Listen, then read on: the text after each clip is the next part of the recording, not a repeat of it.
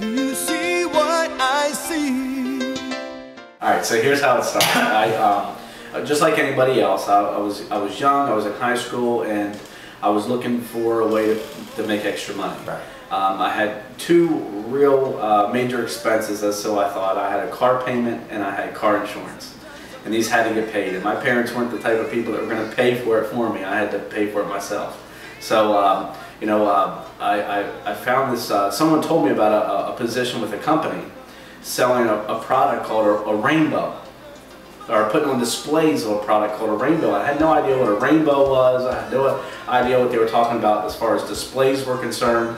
But they said that this job could start out paying me, now keep in mind I was still in high school. This was 1990.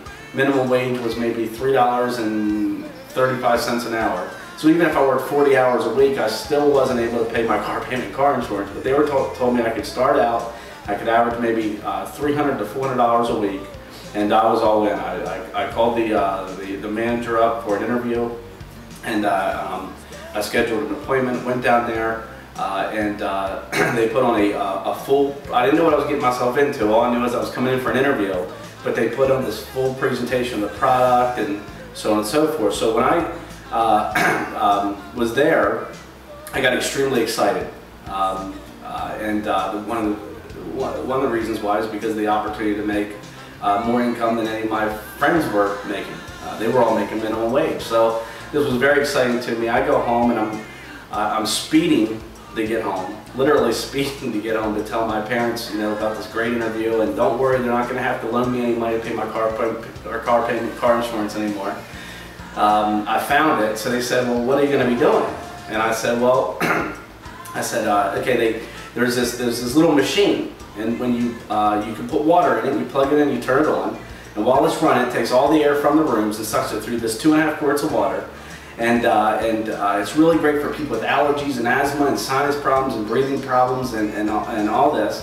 And I said, then you can take these little fragrances and you can put them into the machine. And it's cleaning the air, but it's also making the air smell good. So they got these apples and oranges and pina coladas, and I said, but the neat thing about it is if you put in pine and you put in apple, it doesn't smell like pineapple, it doesn't mix. And I'm trying to remember everything that they told me back at the interview that day. And I said, then you can put this deodorizer in the machine, and you can you can take away odors that are in the home. I said, then you can put eucalyptus menthol in the machine. It's great for people that have cold or sinus problems.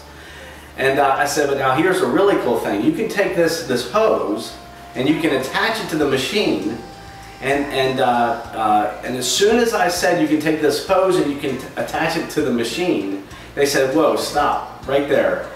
Is it a vacuum cleaner?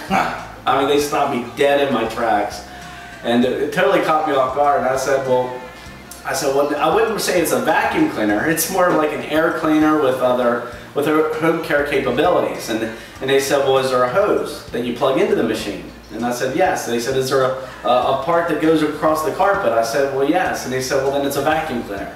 And I said, no, you don't understand. It's nothing like a vacuum cleaner.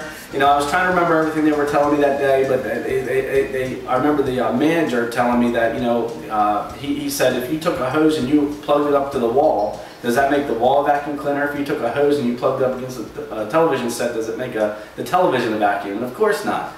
I was real adamant about this, and I told him that you don't understand, this is not a vacuum cleaner, it's just an air cleaner with other home capabilities. But right from the start, these were I was thinking those were going to be my first sale.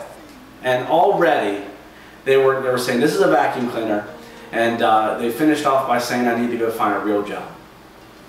Because you want to listen to the people that they feel like they're giving you a good advice, they love you, they care about you, and so on and so forth. But if they haven't figured it out financially, how are they going to train you to figure it out financially? So, something that someone told me a long time ago. They said that, listen, if you go into the doctors and with headaches that you think are migraine headaches, and the doctor says to you, hey, maybe we need to operate. I think we're going to need to do some brain surgery.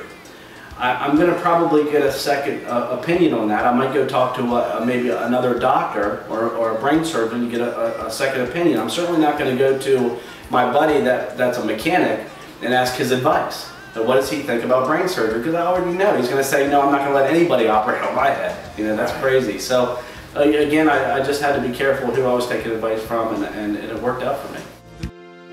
Do you see what I see? A rainbow shining